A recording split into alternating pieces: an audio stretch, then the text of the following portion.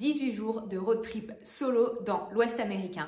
Galère, imprévu, budget, coup de cœur, mais aussi moment fort. Je fais le bilan avec vous dans cette vidéo.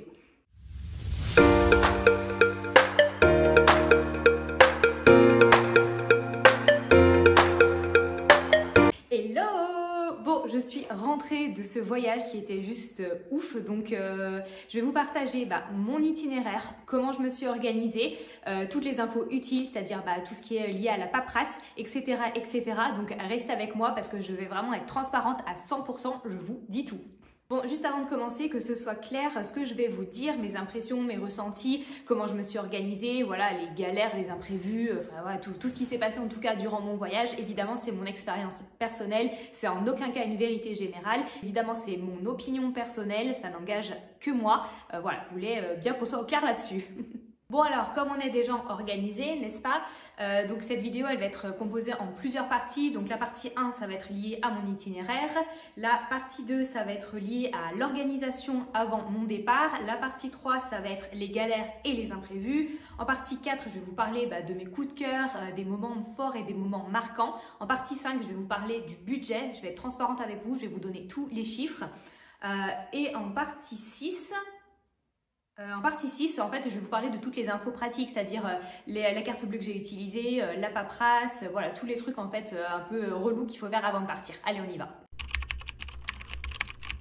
Pour ceux qui ne sont pas au courant, donc je suis partie solo pendant ces 18 jours de road trip en Amérique et j'avais pas de bagages en soute, donc j'avais pas de valise, j'avais juste un sac à dos qui fait à peu près 40 litres, donc en fait j'ai vraiment tout mis à l'intérieur. Pourquoi j'ai pas pris de bagages en soute?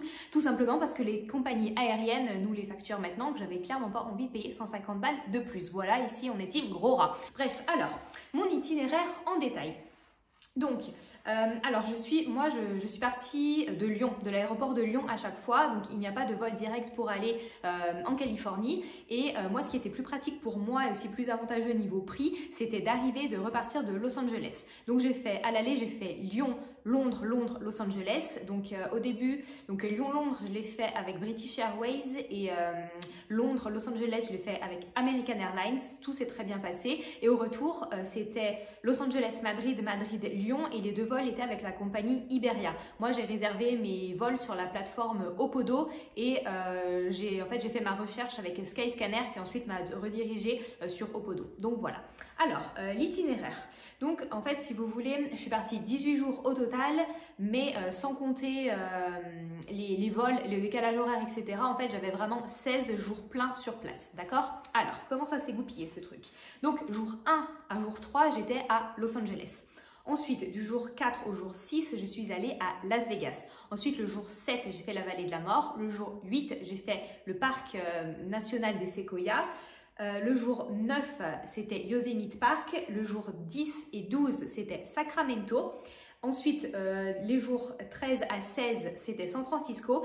Et ensuite, les jours 17 à 18, en fait, je suis redescendue le long de la côte parce que pour reprendre en fait l'avion à Los Angeles. Donc du coup, en fait, j'ai choisi cet itinéraire parce que ça me permettait déjà de voir les grosses villes, donc c'est-à-dire Los Angeles, Las Vegas, attention, je sais que Las Vegas était au Nevada, on est bien d'accord que ce n'est plus en Californie, mais c'est relativement proche à l'échelle américaine, donc du coup je me suis dit, tant que je suis un peu dans les parages, surtout que j'avais des parcs nationaux à faire aux alentours, je me suis dit, oui, je vais aller à Las Vegas, donc j'ai fait, donc voilà, j'ai fait en fait une boucle, enfin j'ai clairement fait une boucle, donc j'ai fait Los Angeles, Las Vegas, San Francisco en fait en ville principale, et ensuite autour j'ai articulé en fonction de ce qu'il y avait à voir, donc c'est-à-dire les parcs nationaux, donc la vallée de la mort, les parcs des séquoias, pardon, le Yosemite Park et ensuite redescendre sur la côte et du coup ça me faisait une boucle. Alors à noter quand même que les distances sont assez grandes entre chaque point parce que ceux qui ont déjà été aux États-Unis, en fait vous savez que là-bas c'est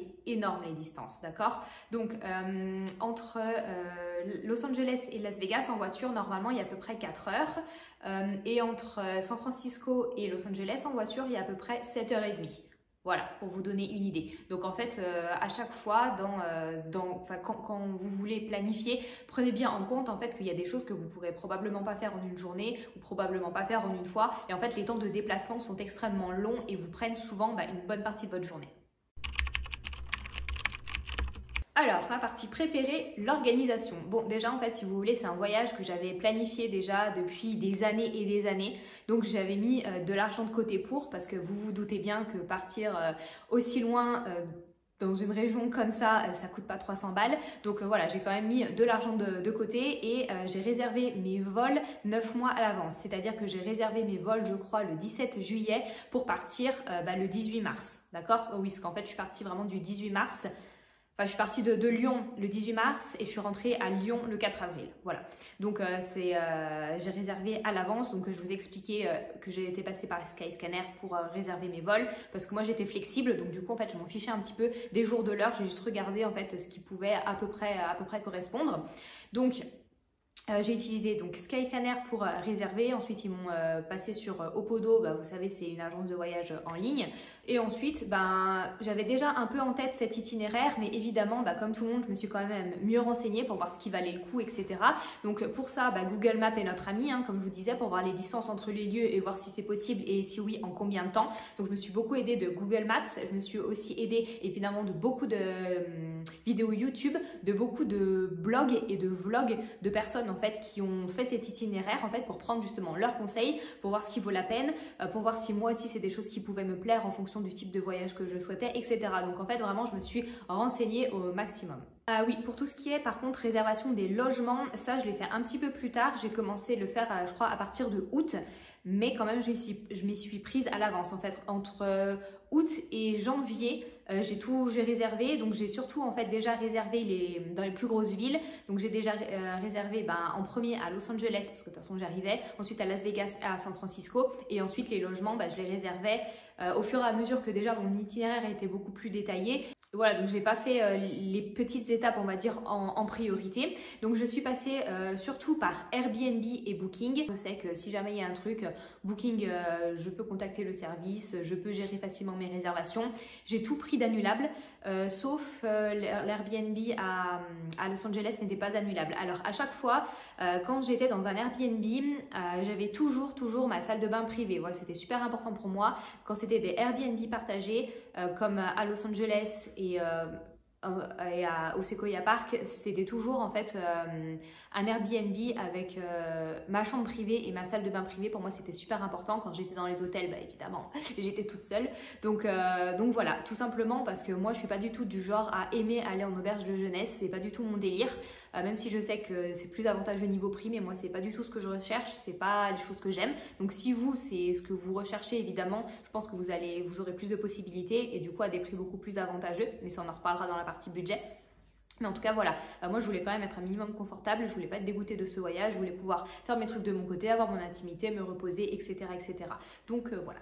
Concernant la voiture de location, il me semble que je l'ai louée, je crois en octobre. En septembre-octobre, quelque chose comme ça. Et pareil, je pouvais annuler, je crois, jusqu'à 48 heures avant de la prendre, quelque chose comme ça. Sachant que la voiture, je n'ai pas eu tout le long de mon trajet. Voilà, on en reparlera aussi un petit peu plus tard. Je l'ai prise en fait à partir du moment où je quittais Los Angeles. Vraiment à partir du moment où j'allais être sur la route. Et justement, je sais pas en fait si c'était une bonne chose ou pas là honnêtement, parce qu'en fait à Los Angeles déjà je suis arrivée, j'étais complètement KO et je me voyais pas en fait tout de suite arriver dans ce nouveau pays avec tout le décalage horaire, être un petit peu perdue, être un peu solo. Je me voyais pas prendre une voiture et aller conduire à droite à gauche parce que bon déjà moi en France conduire ça me stresse énormément, c'est quelque chose qui m'angoisse. Alors le faire à l'étranger vous imaginez même pas. Donc du coup non. Et puis je me suis dit de toute façon j'avais déjà des idées de ce que je voulais faire. Puis après je me suis dit au pire sur Los Angeles c'est pas grave, je prendrai des Uber, je préfère être confortable, je préfère être pas stressée, etc. Je pense que honnêtement ça m'aurait coûté beaucoup moins cher de louer la voiture, de louer 3 jours de plus de voiture à Los Angeles et même en payant les parkings plutôt que me taper des Uber. Mais de toute façon on fera le point dans la partie budget, je vous expliquerai tout aussi. Mais bon écoutez, c'est comme ça. En tout cas j'ai eu ma voiture du coup pour 13 jours et c'était une voiture automatique, donc j'ai pris la plus petite des grosses.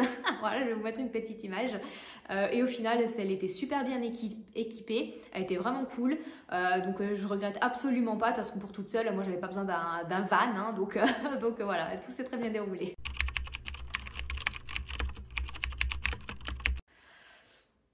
Alors, Les galères et les imprévus, comment vous dire? Alors j'ai eu quelques moments de gros stress, comme dans tout voyage. Après c'est vrai que quand on est seul, ben, en fait on a toute la charge mentale, mine de rien, de prendre les décisions très très rapidement et de prendre, ouais, enfin c'est que tout repose un peu sur nos épaules et qu'on est responsable un petit peu du voyage, on va dire, de nos décisions. Et voilà, on peut pas se reposer ou trop demander l'avis des autres, surtout à l'instant T, quoi. Donc voilà, j'ai eu deux vraiment imprévus et galères, si on peut dire ça comme ça. Donc la première galère, c'est que donc je suis allée à la vallée de la mort. Et à la vallée de la mort, sachez, mesdames et messieurs, que Internet ne passe pas. Est-ce que c'est une surprise? Pas vraiment, vous allez me dire. Mais quand on est habitué à toujours avoir Internet, bah, quand on n'a plus Internet, on est paumé. Donc fort heureusement, Waze se charge hors connexion. Et quand je suis arrivée à la... Enfin, se charge, pardon, avec Internet. Et quand je suis arrivée dans la vallée, bah, il avait encore les directions. Voilà. Sauf qu'en fait, je vais aller voir un endroit qui s'appelle Badwater Basin. Pour ceux qui ont vu mon vlog à Los Angeles, voilà, vous connaissez cette petite histoire. Donc en fait, en gros, je devais tourner pour aller voir ce point-là dans une rue qui était barrée et du coup, bah, je pouvais pas passer, donc j'ai dû continuer tout droit. Et sauf que là, bah, plus du tout de carte, plus d'internet au milieu de la vallée de la mort, sans rien. J'étais complètement paumée. Donc voilà. Et après, bon, j'ai trouvé un point Wi-Fi, j'ai pu recharger la carte et j'ai pu mettre ma destination d'Airbnb. Mais franchement, pensez-y, quand vous êtes dans les parcs nationaux, dans des endroits un peu isolés, il n'y a pas toujours internet, donc prévoyez toujours. Bah, soit de charger en avance votre prochain point, enfin, votre prochaine destination, point d'arrivée, quoi que ce soit. Parce qu'en fait, s'il n'y avait pas eu ce centre d'accueil avec le Wi-Fi ou quoi que ce soit, bah, honnêtement, je pense que j'y serais toujours. Voilà. Ensuite, niveau des imprévus, il y a la partie Sacramento qui a été annulée. Donc en fait, tout simplement, genre 2 jours avant, donc je sors de la vallée de la mort, j'arrive à mon prochain logement et là je vois Airbnb, un message de Airbnb qui me dit que mon annulation à Sacramento, ma réservation pardon, à Sacramento est annulée. Bon, du coup je me suis dit oui, enfin bon c'est quand même dans 48 heures, donc oui, ok. Donc bon, bah, après Airbnb, ce qui est quand même pas trop mal, c'est que quand l'hôte annule, en fait, il vous repropose des logements et il vous donne, enfin moi, ils m'ont proposé un crédit de 23 € en plus pour m'aider à trouver un autre logement et éventuellement pallier, vous savez, au coût, peut-être à un éventuel surcoût. Donc bon, je regardais, en fait, franchement, il n'y avait rien qui me plaisait. Il n'y avait pas, ce que je trouvais, c'était sans salle de bain privée, enfin... C'était la galère, je trouvais rien, c'était vraiment en dehors du centre et tout. Je me suis dit, bah tu sais quoi, on va carrément annuler, enfin voilà, c'est pas grave, je vais complètement annuler et je vais faire en fait 2 jours de plus à San Francisco parce que San Francisco c'était l'étape d'après de Sacramento. Donc je me suis dit, de toute façon, San Francisco, il y aura toujours des trucs à faire, puis au moins bah, ça me fera poser vraiment la voiture et puis je pourrai vraiment bah, voilà, en profiter à fond et tout. Donc je dis, bon, bah c'est pas grave, je réserve dans le même hôtel que j'avais déjà réservé, il y avait encore de la place, donc voilà, pas de souci. Donc voilà, petit imprévu de voyage qui a été assez facilement géré. Bon, c'est comme ça. Du coup, bah, ça m'a engendré un surcoût de 100 $ parce qu'en fait, la différence entre les 2 nouvelles nuits d'hôtel que j'ai réservé à San Francisco, moins bah, le remboursement, bah voilà, je devais quand même rajouter 100 $ de ma poche. Mais bon, de toute façon, c'est comme ça, je vais pas dormir dehors. Hein. Voilà. Ensuite, quelque chose que j'ai dû annuler, c'est ma visite au Yosemite Park. Alors, là aussi, je vais vous expliquer. Donc en fait, le Yosemite Park, il était juste après le Sequoia Park sur une journée différente, d'accord? Donc tout simplement, je sors du... Donc non, déjà, attendez, il faut qu'on commence par le début. Donc on va reprendre. Je sors de la vallée de la mort, d'accord? Je vais à mon logement où j'apprends que Sacramento s'est annulé, je dis ok. Donc, et de ce logement-là, je vais au Sequoia Park qui est à peu près à 3 heures de route, d'accord? Donc le matin je pars et tout, je vais au Sequoia Park et puis je vois de la neige. Mais quand je vous dis de la neige, genre c'est de la neige, la vraie neige quoi. Et pas 2 cm, genre il y avait au moins 1 mètre. Les routes étaient complètement dégagées, mais en fait il avait neigé genre 1 semaine avant et moi je m'étais pas forcément renseignée, donc ça c'est ma faute, que c'était autant en altitude en fait et que ça pouvait neiger. Donc je voyais bien sur la météo quand je regardais sur mon téléphone que ça neigeait, mais je me suis dit ça neige, vas-y il fait beau et tout, mais non ça va fondre. Ah bah que nenni les gens. Donc du coup, je suis arrivée au Sequoia Park, déjà de la neige, donc j'étais deg parce qu'il y avait plein de sentiers, de routes qui étaient fermés. Donc déjà tu te dis ok. Et puis ensuite, pour se promener entre les séquoias, pour faire les petites balades, les randos, les trucs comme ça, bah moi j'avais pas mes chaussures de neige, moi j'avais mes baskets, petites baskets de ville, même j'avais même pas des baskets de rando, j'avais juste des baskets de ville. Donc aller marcher sur une neige tassée, glissante avec des baskets, bah voilà, on sait tous d'expérience que ça marche pas trop. Donc du coup, bah en fait j'ai payé l'entrée du parc pour rien en gros, pour voir les arbres, mais c'est tout. Donc c'était pas ouf. Donc voilà, bah, d'ailleurs je vous laisse avec la petite séquence qui n'a pas fait partie des vlogs, mais je vous laisse avec cette séquence inédite au Sequoia Park. Non mais sérieux, je marche dans la neige quoi, on aura tout vu. Bon, du coup, voici quelques images du fameux Sequoia National Park.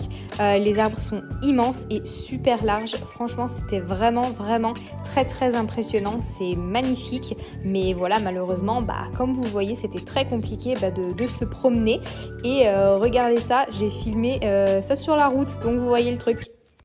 Donc du coup, avec cette expérience en fait au Sequoia Park, quand donc je suis partie du parc et ensuite je suis allée à mon nouveau logement pour dormir et le lendemain je devais partir au Sequoia Park. Et la dame adorable qui était là-bas, elle me dit du coup c'est quoi tes plans et tout. Je dis demain je vais aller à Yosemite Park et tout. Elle me dit fais attention parce qu'à cause de la neige et comme c'est encore plus haut que le Sequoia Park, il y a certainement des routes fermées. Donc je me rends sur le site officiel du parc et tout. En effet, il y avait beaucoup de routes pour y accéder vraiment au parc qui était fermé. Donc déjà, j'étais un peu angoissée et tout. Et en fait, pour ma route à moi que j'étais censée prendre n'était pas fermée. Mais après, il y avait des sentiers de randonnée qui étaient fermés. Enfin, tout ça. Et en fait, je me suis dit, mais franchement, est-ce que j'ai envie de me galérer encore, d'être au milieu de la neige, de perdre du temps pour rien, sachant qu'en plus du Yosemite Park, j'allais direct à San Francisco et j'avais à peu près 4h30 de route. D'accord? Donc ça voulait dire que moi, en fait, je voulais pas arriver trop tard pour trop me taper les bouchons. Donc je voulais arriver genre vers 16h. Donc ça veut dire qu'il fallait que je parte du parc maximum à midi. Et ensuite, de là où j'étais jusqu'au parc, il y avait à peu près 2h30 de route. Donc pareil, il aurait fallu que je me lève tôt, qu'avec tout ça. Puis en fait, je me suis dit, mais est-ce que j'ai vraiment envie de encore taper les routes comme ça, là? Ouais, j'ai pris une photo des routes pour aller au parc, je vous la mets là, vous allez voir. Où en fait, on fait 40 km en 1h30. Est-ce que j'ai envie de me galérer dans les routes comme ça? Est-ce que j'ai encore envie de payer une entrée de parc pour au final rester au parc 2 heures, même pas en profiter, comment on dit, enfin que ça soit la course? Et pour pas profiter, pour regarder l'heure, pour pas pouvoir faire tout ce que je veux faire, etc. Donc non. Donc du coup en fait, Yosemite Park, ça a été annulé et du coup en fait, je suis partie directement de ce logement-là à San Francisco. Bon, en soi, on est bien d'accord que c'est rien de grave, c'est des imprévus qui arrivent, surtout quand on a planifié un voyage avec des étapes, etc. Ça arrive, c'est pas grave du tout. Enfin voilà, je sais juste que ça s'est pas forcément passé comme prévu, mais j'ai pu rebondir sans problème. J'ai toujours eu un toit sur la tête, j'ai pas perdu énormément d'argent non plus, j'ai jamais été en danger, il m'est jamais rien arrivé de grave. Mais voilà, en fait, c'est des petits trucs en fait, auxquels il faut penser. Donc si vous allez dans l'Ouest américain, faites bien gaffe au parc. Parce qu'il peut neiger encore fin mars quoi. Donc franchement pensez-y parce que c'est des trucs auxquels on peut peut-être pas penser. Après moi je m'étais aussi pas renseignée, c'est probablement, même certainement 100% ma faute aussi.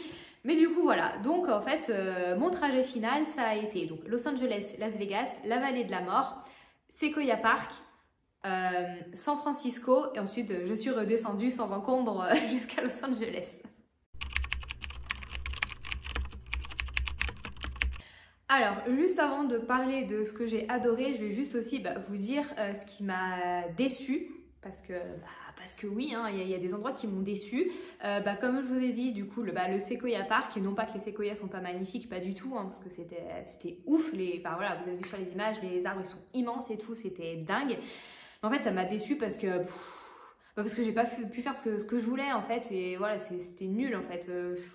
Pour moi c'était une journée de perdue. Bref, passons à autre chose. Ensuite je sais pas si, non c'est pas alors un truc, c'est pas forcément une déception à proprement parler, mais on va dire que c'est pas un endroit qui m'a transcendé quoi. C'est San Francisco. Alors, c'est très joli. Attention, ne me faites pas dire ce que j'ai pas dit. Me tapez pas dessus. Ne me grondez pas. C'est très joli. San Francisco, c'est une ville qui est vraiment très très belle. D'ailleurs, si vous n'avez pas vu mon vlog sur San Francisco, je vous le mettrai soit en commentaire épinglé, soit en description. Mais du coup, si, c'est une ville qui est vraiment très jolie, il n'y a rien à dire là-dessus. Mais en fait, je trouve qu'elle a rien d'exceptionnel dans le sens, en fait, où on peut trouver, pour moi, elle ressemble vachement à une ville européenne. C'est-à-dire qu'on peut la retrouver vers chez nous. Probablement, je pense plus en Angleterre ou un endroit comme ça.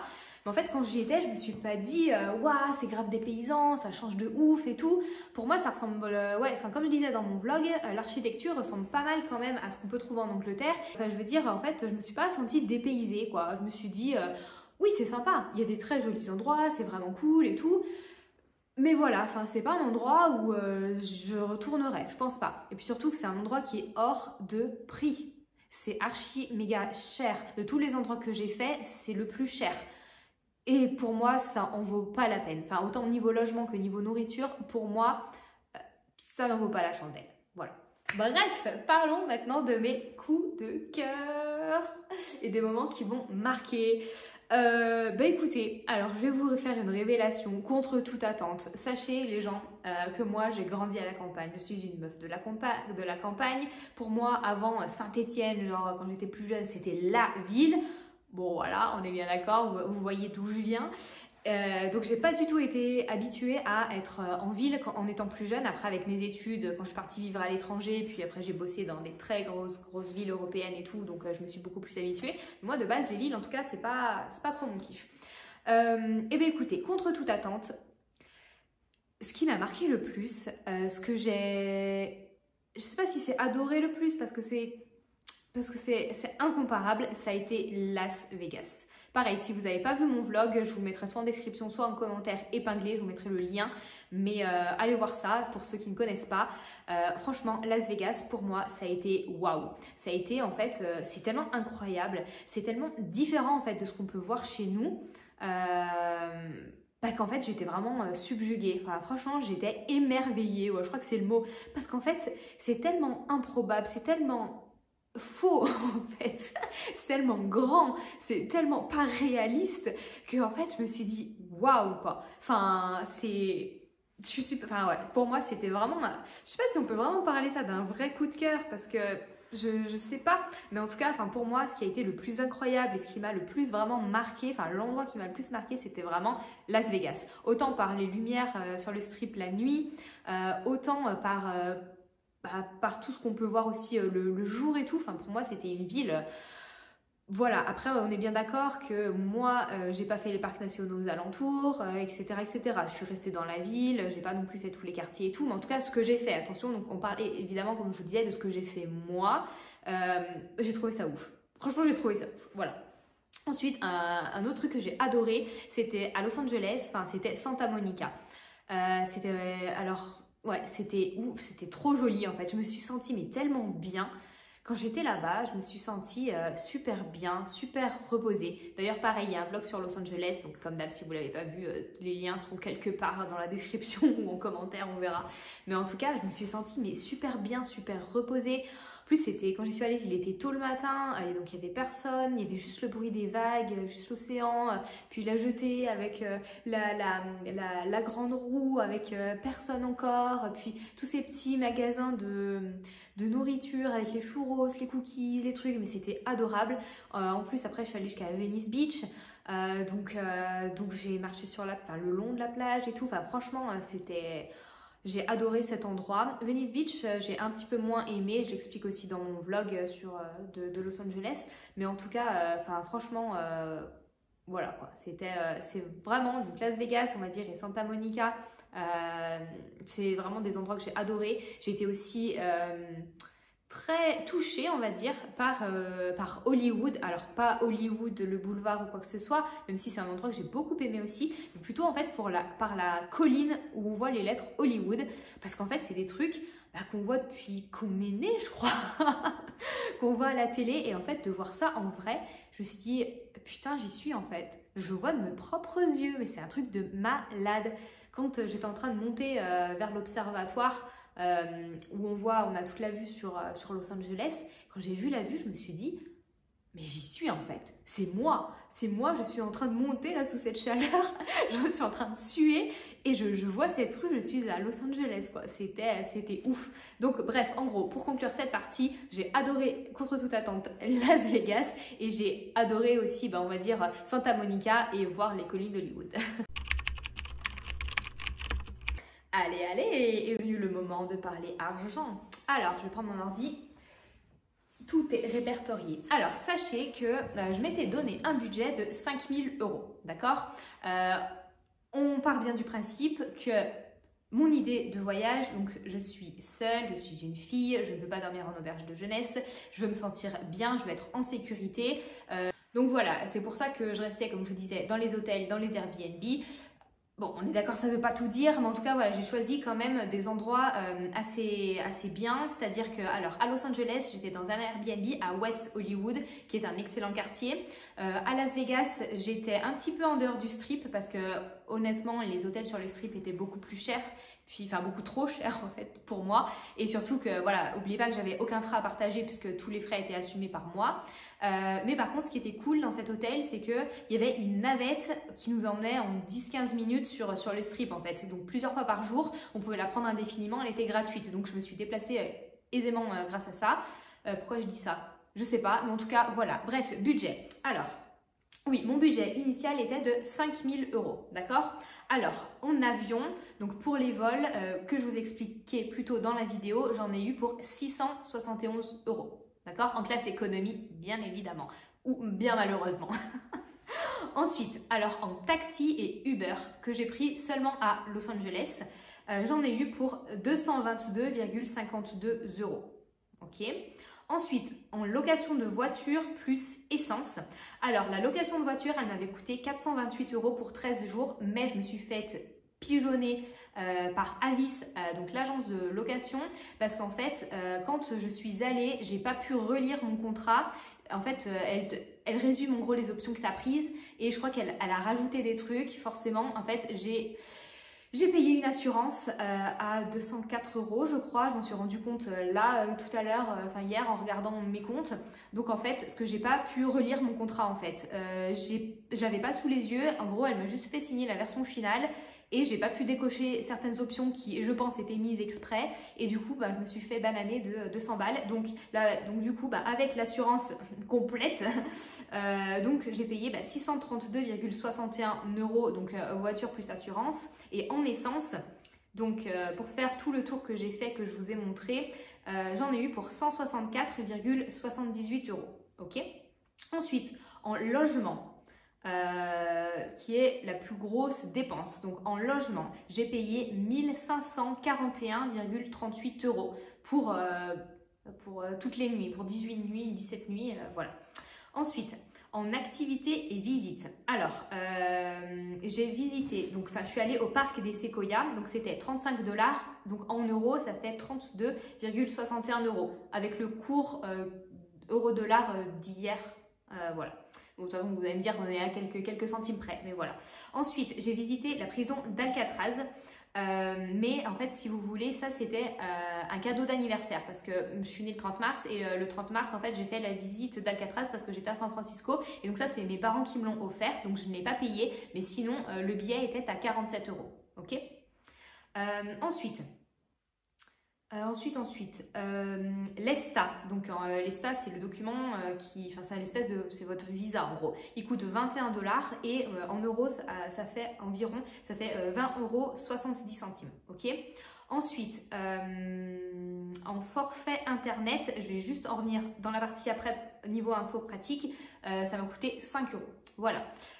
Donc, mesdames et messieurs, ah non, j'ai oublié du coup de rajouter les 5 €, mais en gros, donc on a bien en tête que mon budget initial c'était de 5 000. Ah non, j'ai oublié la nourriture. Oui, qu'est-ce que je vous dis, j'ai oublié la nourriture. En nourriture, j'en ai eu pour 229,49 €. Sachant que la nourriture, je n'ai quasiment pas mangé au restaurant. À chaque fois, j'allais dans les supermarchés, je me prenais des petites salades composées. Le déjeuner, je l'ai pris moi-même. Je vais juste vous expliquer ensuite dans la partie info pratique comment j'ai fait. Mais en gros, j'allais pas du tout au resto matin, midi et soir, croyez-moi. Donc voilà, avec cette partie-là, donc le budget de base que j'avais prévu était de 5 000 €.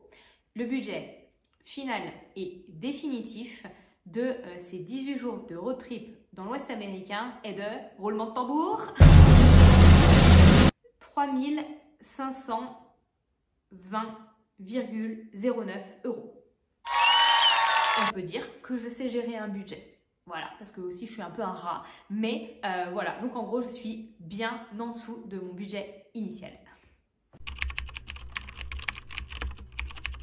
Comment j'ai fait, moi, un peu pour économiser aussi déjà sur la nourriture, tout simplement parce que moi, de façon générale, la nourriture, surtout en Amérique, c'est pas forcément ce qui me faisait rêver, c'est pas là en fait où je voulais mettre ma thune, clairement. Donc en fait, comme je vous disais, moi j'essayais à chaque fois d'aller dans les supermarchés. Au supermarché, je prenais toujours soit des petites tomates cerises, soit des trucs à grignoter, soit des salades, genre des trucs de genre taboulé, trucs de lentilles, enfin salade de lentilles, des trucs comme ça. Donc ça me permettait aussi de faire plusieurs jours et aussi d'économiser. Astuce de gros rat, les gens, quand vous commandez sur Uber Eats, chose que j'ai faite 3 ou 4 fois, quand il y avait les offres, vous savez, genre tu prends ce produit, tu as un autre offert, je prenais, donc du coup comme ça, ça me faisait un repas en plus et je payais qu'une fois. Voilà, c'est des astuces de rat, mais si vous avez un budget serré ou que la nourriture, c'est pas là où vous voulez investir le plus, ça peut être un bon conseil. Voilà, mais je dis ça, je dis rien. Bon, je vous balance les infos comme ça. Donc, sachez que pour payer, je n'ai utilisé que ma carte bancaire de chez Revolut.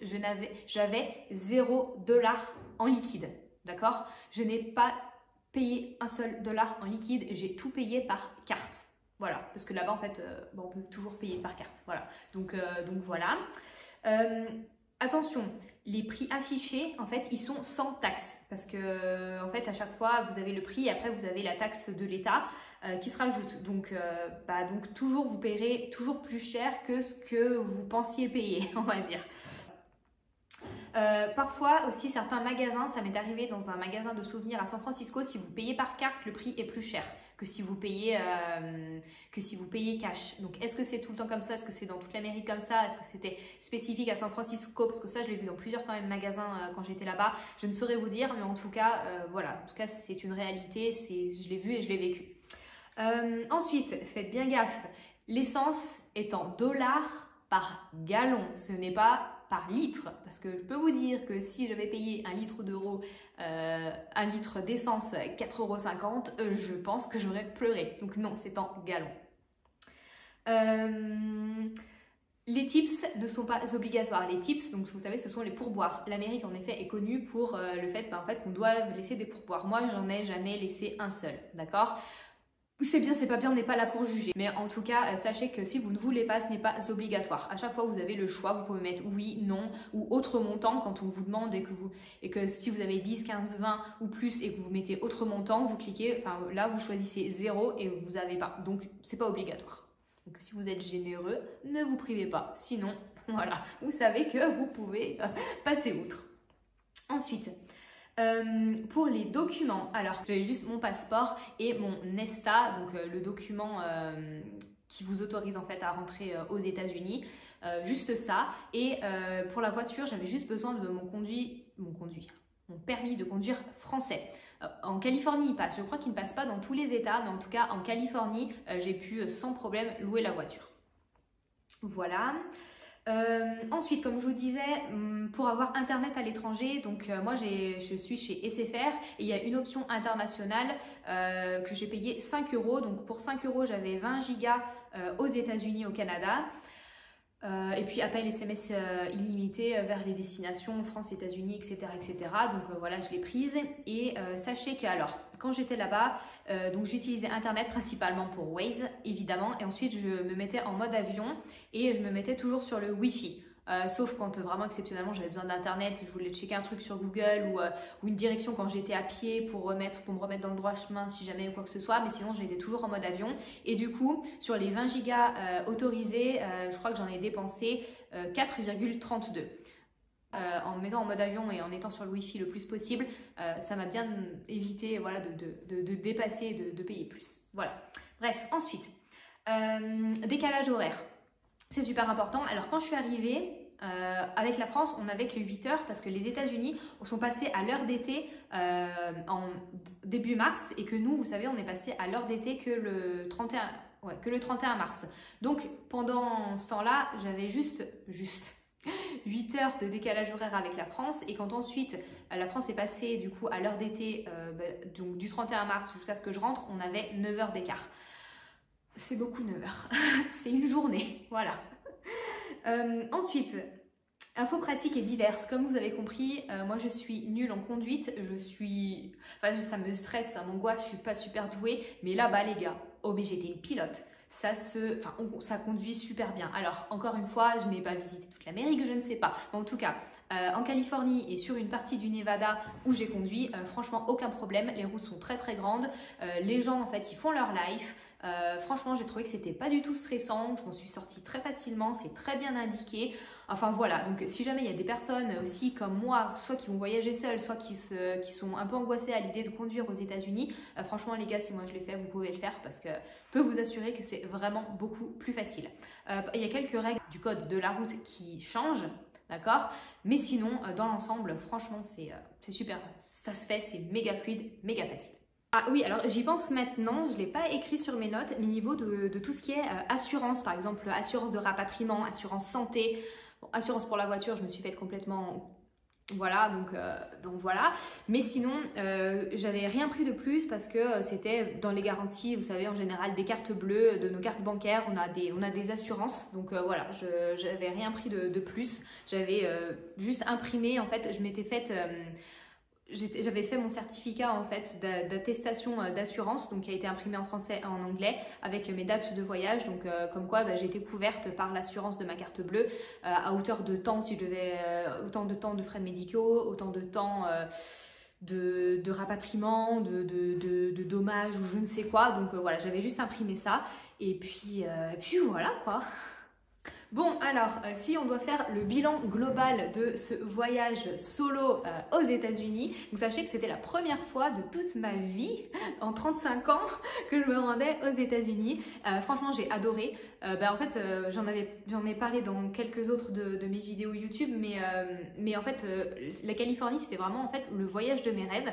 Donc, du coup, en fait, j'ai trop kiffé. J'avais aucune attente, en fait. Je m'étais vraiment mise aucune attente.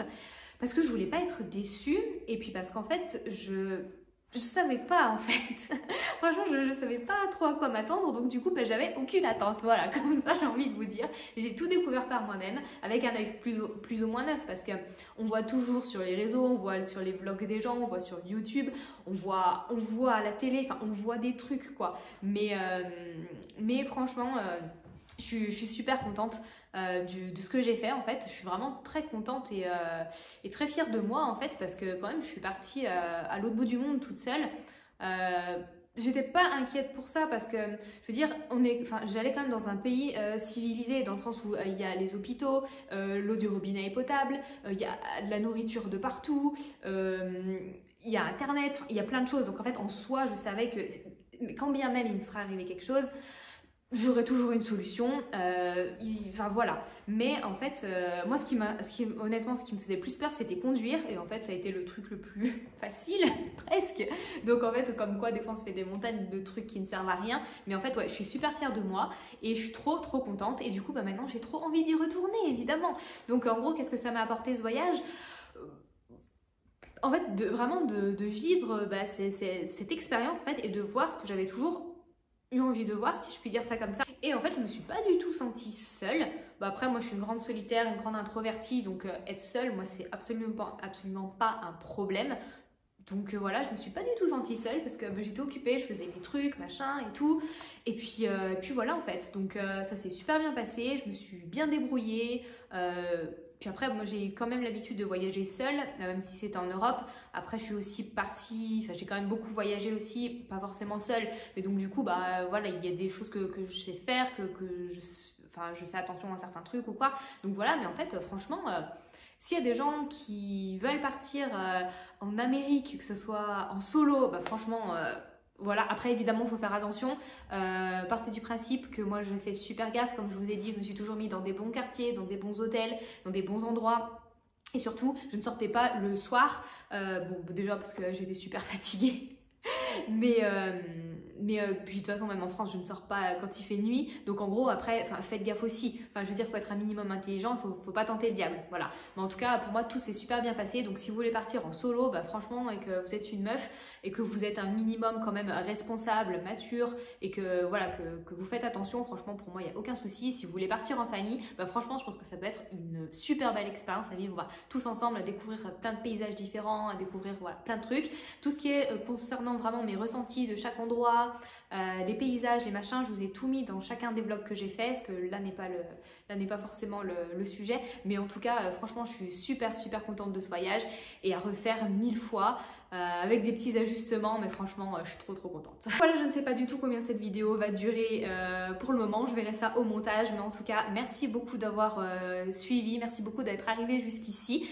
S'il y a des choses auxquelles je n'ai pas répondu, si vous avez des questions, mettez-les moi en commentaire, parce que je réponds vraiment à tous mes commentaires et je serais ravie de vous donner mon expérience voilà, en fonction de ce que j'ai fait.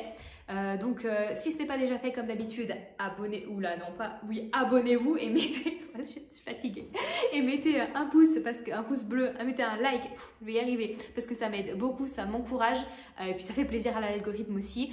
Vous dites-moi en fait, vous, si c'est un endroit la Californie, l'Amérique, si c'est un endroit aussi que vous allez prochainement visiter ou que vous aimeriez visiter, parce que ça m'intéresse. Donc en tout cas, merci beaucoup encore une fois, je vous fais des gros bisous et je vous dis à très vite dans une nouvelle vidéo.